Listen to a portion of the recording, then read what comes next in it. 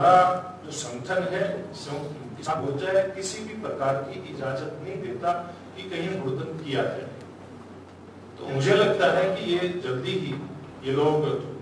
जो इनका इस प्रकार का राजनीतिक दलों के कार्यकर्ताओं का एक काम है, वो जनता के सामने कुछ लोग तो बेपर्दा हो गए, कुछ समय के बाद हो जाएंगे। सर, आपने कहा कि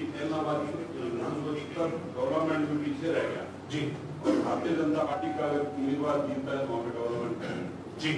उसी भारतीय जनता पार्टी के कैंडिडेट का विधायक है और आपके लंबे समय से आपके साथ है, जिस समय ये सब गवर्नमेंट हाउस का नाम नहीं गिनाया जा सके। देखिए, मैं एक बात कहना चाहूंगा कि कोई भी चुना हुआ प्रतिनिधि है, उसकी जिम्मेवारी है कि वो अपनी विधानसभा क्षेत्र की आवाज विधानसभा में उठाए। मुख्यमंत्री जो प्रशासनिक जो मशीनरी है उसके माध्यम से वो लोगों की इच्छाएं उनकी पूर्ति करे। सिरसा में भी पूरे प्रदेश के साथ साथ इस 2 वर्ष का जो हमारा दूसरी पारी जो शुरू हुई, इसका काल है, इसमें प्रयास हुआ है कि काम जो भी विकास के हैं वो हो। लेकिन आप भी जानते हैं और हम भी जानते हैं कि जो कोविड की बीमारी के कारण से लगातार 2 हम सब लोग लॉकडाउन हुए, अपने आप को लॉकडाउन हम सब लोगों को करना पड़ा। तो इसके कारण से कहीं कहीं जो चीजें होनी चाहिए उसमें कमी खाली सिरसा में नहीं, पूरे देश के अंदर इसकी कमी रही है। और मैं समझता हूं आगे भविष्य में ईश्वर करे बीमारी ना आए तो जो कहीं कमी रही है विकास की वो हम पूरी करेंगे। और अगली बात, जहां तक हमारे उम्मीदवार की बात है, गोविंद कांडा जी की बात है, इनको बहुत नजदीक से तो अब मिलकर के समझने का मौका मिला कि किस प्रकार से खाली सिरसा नहीं, पूरे सिरसा जिला जिसमें ऐलनाबाद भी आता है, समय समय पर जब भी जरूरत पड़ी गरीब कन्याओं की शादी से लेकर के मुझे जानकारी मिली कि 4000 से ज्यादा गरीब कन्याओं की शादियां गोविंद जी बाबा तारा कुटिया के सेवक होने के नाते करवा चुके हैं। जब कभी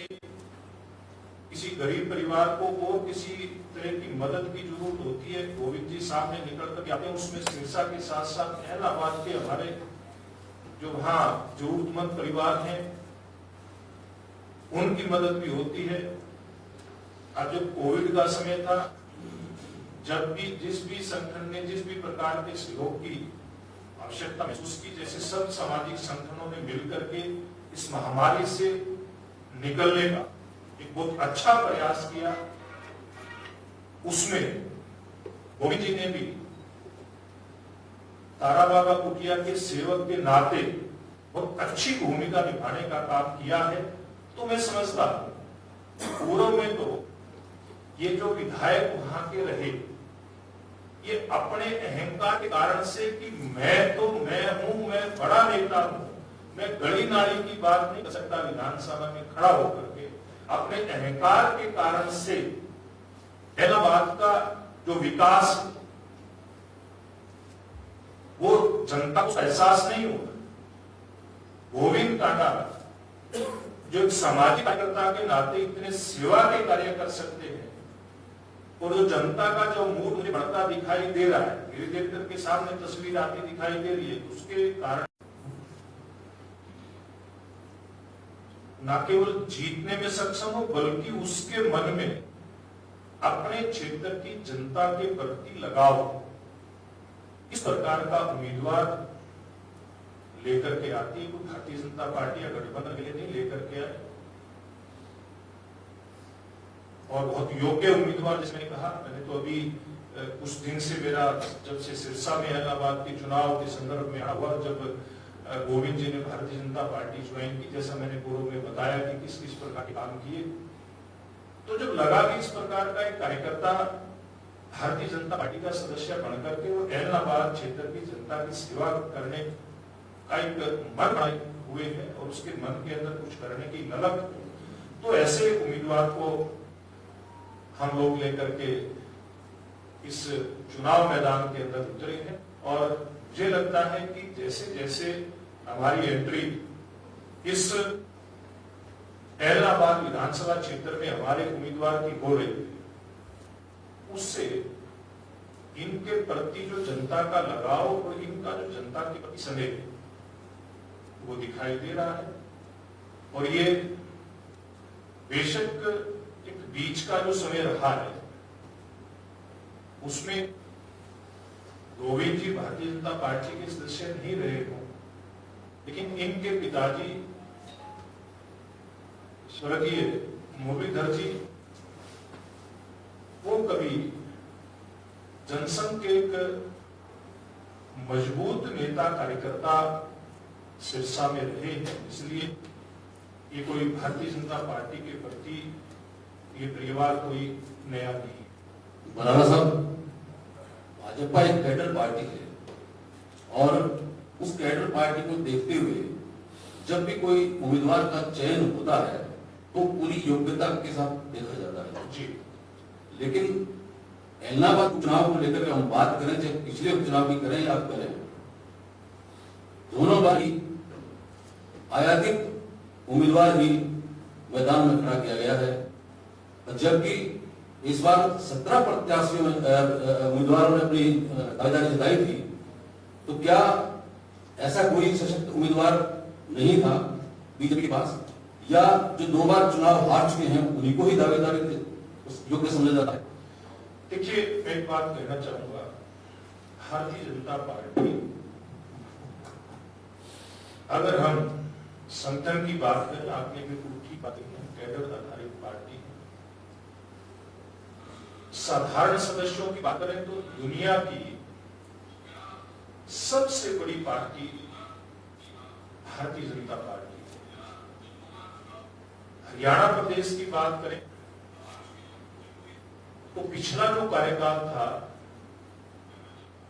उसमें लगभग पहले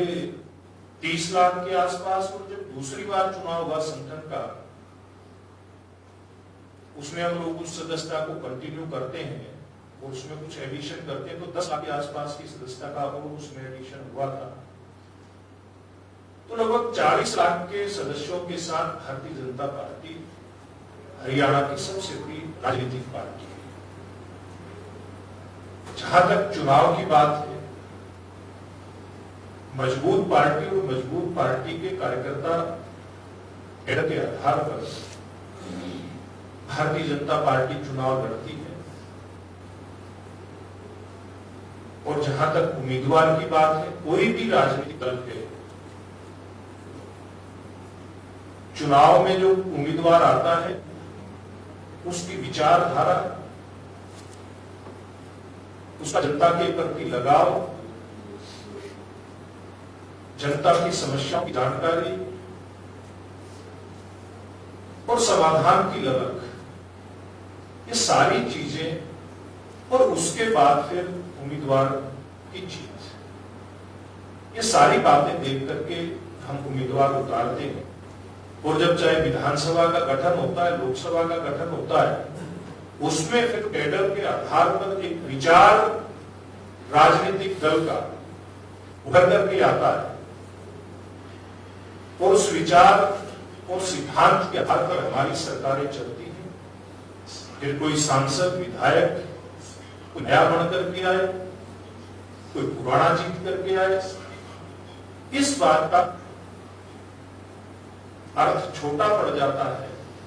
और बड़े अर्थों में उस विचार को लेकर के जो पार्टी संगठन चलता है उसके आधार पर सरकार की नीतियां चलती हैं। जैसे हमारी केंद्र में सरकार आने के बाद नरेंद्र मोदी जी के नेतृत्व में,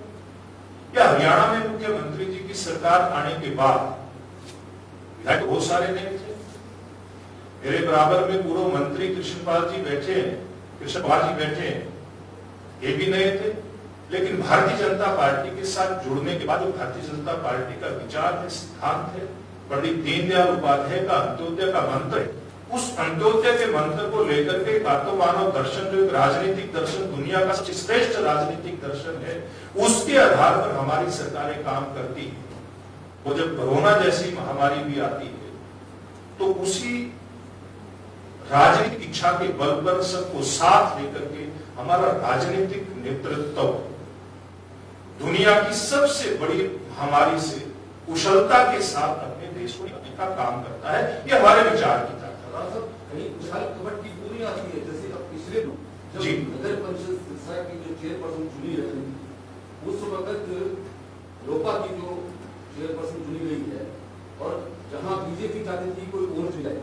और उसके बाद धोखाधड़ी हुआ, जो भी हुआ, इवन जो आदित्य देवराज जी बैठे हैं हमारे, इन्होंने भी बाद में कहा कि हमारे साथ छल हुआ है, कपट हुआ, गलत हुआ है। तो क्या आप छल कपटी के साथ? देखिए, मैं एक बात कहना चाहूंगा आपके सवाल के जवाब में कि जब दो राजनीतिक दल आमने सामने होते हैं तो सब लोग अपनी अपनी राजनीतिक ताकत का इस्तेमाल करते, इसमें कहीं कोई बुराई नहीं है। अब विचार के आधार पर इस देश में अलग अलग राजनीतिक दलों ने अपनी लड़ाई लड़ी। 1975 में कांग्रेस के खिलाफ बहुत सारे जनता पार्टी के बैनर के नीचे आए। उसके बाद श्रीमान अटल बिहारी वाजपेयी जी के राज में इस देश के अंदर एनडीए का गठन हुआ और एक गठबंधन की नई राजनीति का उदय अटल बिहारी वाजपेयी जी के समय में हुआ। हम वो समय भी आता है जैसे वर्तमान में भी है, हम अपने अपने विचार के आधार पर लड़ाई लड़ते हैं और जब कई बार इस प्रकार का मौका आता है जब स्पष्ट बहुमत नहीं होता है तो आपस में विचारों की समानता के चलते इकट्ठे होकर के सरकार भी बनाते हैं और सफलतापूर्वक चलाते हैं। जैसी सरकार आज 2 साल में चल रही है तो यहाँ की घटना आप बता रहे हैं, इसका निश्चित रूप से ये जो एक हमारा दुनिया का सबसे बड़ा लोकतंत्र है, इसकी एक खूबसूरती मैं कहूंगा कि हम अपना जो विचार है, अपने जो मुद्दे हैं, उनके ऊपर आने सामने भी होते हैं। और जब लोकतांत्रिक व्यवस्था में इस बात की छूट होती है कि कोई दल सरकार बनाए बिना बहुमत की, अगर हंग असेंबली है तो उसमें मौका आता है तो एक साथ मिलकर के न्यूनतम सारा प्रोग्राम बनाकर के सरकारें बनाते और चलाते हैं और सफलतापूर्वक अटल बिहारी वाजपेयी जी से लेकर हमारी एनडीए की सरकार नरेंद्र मोदी जी के नेतृत्व में बेशक हमें स्पष्ट बहुमत मिला, लेकिन बाकी दलों को भी साथ लेकर के चले और हरियाणा में हमारी सफलता की सरकार साथ चल रही है। उस प्रकार के मौके राजनीतिक क्षेत्र के अंदर आते हैं और भविष्य में भी कोई इस प्रकार की कोई घटनाएं होती रहेंगी। प्रहलाद जी, अभी आपने एक नारा दिया, विकास का नारा जी, जो आपने इसमें दिए है, ऐसे 3 प्रमुख कौन से ऐसे विकास कार्य होंगे जो आप करेंगे? 3 ही आप जो है। देखिए, प्रमुख रूप से जो मैं इस क्षेत्र में आज से नहीं, मैं पिछले 20 साल से जब युवा भाजपा का कार्यकर्ता था, युवा मोर्चा का कार्यकर्ता था, उसमें से दक्ष में यहाँ जो कृषि के क्षेत्र में लोगों ने अपनी मेहनत के कारण से तो तरक्की की है, लेकिन जैसे जल भराव जैसी जो समस्याएं हैं आज भी इस विधानसभा क्षेत्र का, इस जिले का बल्कि लगभग 500 एकड़ का रकबा है जिसमें पानी का भराव है। उस पानी के भराव को, यानी कि जो सेम है, उस सेम ग्रस्त क्षेत्र को ठीक करना, ये हमारी जिम्मेवारी है। और ये एक रिपोर्ट की बात, आज की बात नहीं कह रहा मैं, पिछली जो विधानसभा का मैं सदस्य था और अभय सिंह चौटाला भी उसके सदस्य थे, तो मैंने विधानसभा में एक दिन उनके ऊपर एक टिप्पणी की थी। मैं अभय सिंह आपके क्षेत्र में जब हम फतेहाबाद के भट्टू से उधर एंटर करते हैं चोपटा साइड से इलाहाबाद में, तो वहां सेब ग्रस्त क्षेत्र शुरू हो जाता है। आप बड़ी बड़ी बातें तो करते हैं, इसके निदान के लिए कुछ करिए।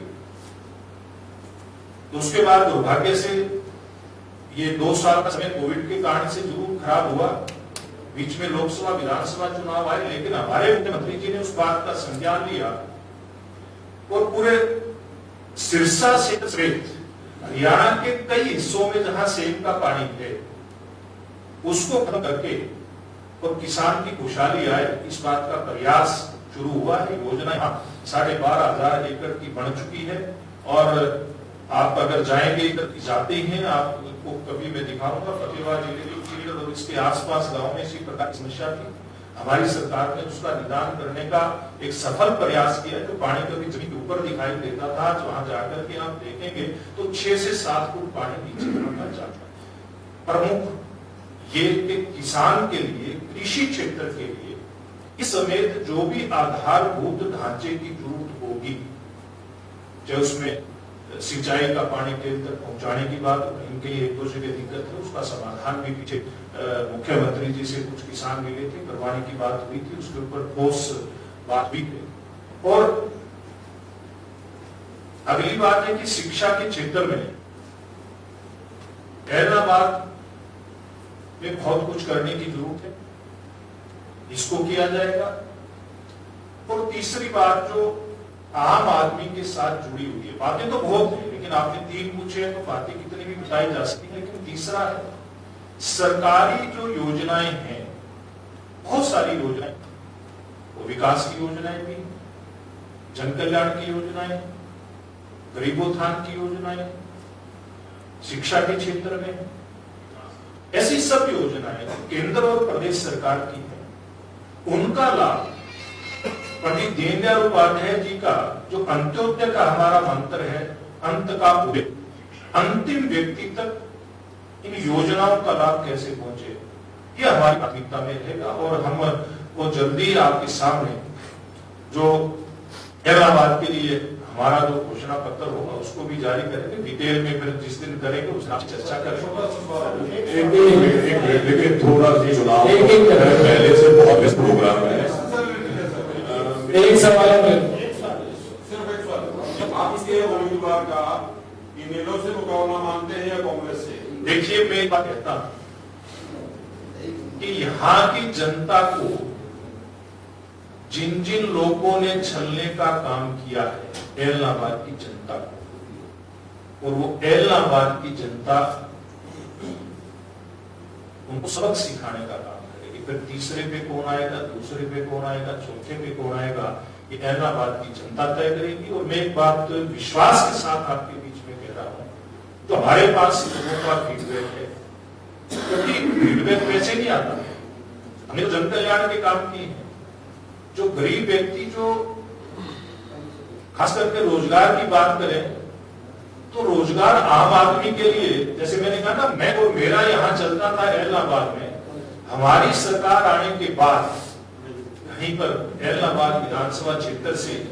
एक अनुसूचित जाति परिवार से हमारी एक बेटी पुलिस में एएसआई सब इंस्पेक्टर भर्ती होती है। एक किसी क्षेत्र का शायद ये डबवाड़ी के आसपास का 2016 में भर्ती हुई थी, एससीएस उसमें वाल्मीकि समाज से वो भर्ती होता है, तो बेटी पुलिस में भर्ती, उसका परिवार तो भट्टे के ऊपर ईंट बनाने का काम करता है, आज भी करता है। मैं कितने उदाहरण ऐसे बता सकता हूं, ये ऐसे उदाहरण हैं कि जनता को लगता है कि इस बार मौका है कि हम लोग ये एलनाबाद के उपचुनाव के माध्यम से जो इस क्षेत्र में नौकरियों का सूखा रहा, इस क्षेत्र में जो विकास की योजनाएं ठीक प्रकार से यहाँ का जो हमारा उसको कह सकते हैं प्रतिनिधि, उसने प्रयास नहीं किया, उस प्रयास को सार्थक करने के लिए अपना उम्मीदवार यहां से चुन करके भेजने का मौका, बहुत सारी ऐसी बातें जो जनता के दिल के अंदर है। और 30 तारीख को जब चुनाव में जाएंगे तो निश्चित रूप से कमल का बटन दबा करके हमारे गठबंधन के जो प्रत्याशी हैं गोविंद कांडा, उनको जिताने का काम करेंगे। आप सबका बहुत बहुत धन्यवाद। ऐसा एक मिनट आपके लिए है ना, वहाँ मिलते रहेंगे, आपसे लगातार मिलेंगे। देखिए, आपने अभी कहा मैं एक बात कहता हूँ, खर्ची वाला आपने बताया, मैं सिर्फ एक जानकारी आपसे चाहता हूँ कि भाजपा और जनता गठबंधन के बाद ऐसा कोई एक उदाहरण देखिए जो पर्ची सिस्टम पे खड़ा हो। देखिए उदाहरण एक देने की जरूरत ही नहीं है। जितनी भी भर्तियां हुई हैं ऑन रिकॉर्ड, नहीं जैसा आपने पहले चाहे मैं बता रहा हूं, देखिए एक मिनट के लिए आप सुनिए। आप हमारी सरकार जो आई 2014 में, उससे पहले की अगर बात करें तो 1999 से लेकर के 2004 तक केवल 11,800 बच्चों को रोजगार मिला है। 2005 से लेकर के 2014 तक 9.5 साल के कार्यकाल में हुड्डा साहब ने लगभग 20,000 लोगों को रोजगार दिया। और हमारी सरकार 85,000 से ज्यादा तो हरियाणा स्टाफ सिलेक्शन कमीशन के माध्यम से और लगभग 4800 के आसपास हरियाणा पब्लिक सर्विस कमीशन के माध्यम से रोजगार दिया। और एक एक बच्चे का उदाहरण अगर चाहोगे तो मेरे पास सूची है, मैं खाली नहीं बैठा हूं, रिकॉर्ड के साथ बैठा हूं, आपको उपलब्ध करवाएंगे, चिंता करने की बात नहीं है। 30 तारीख तक आपके बीच में है। आपका बहुत बहुत धन्यवाद। आप सभी भोजन के लिए आमंत्रित हैं, आप सबका बहुत बहुत आभार।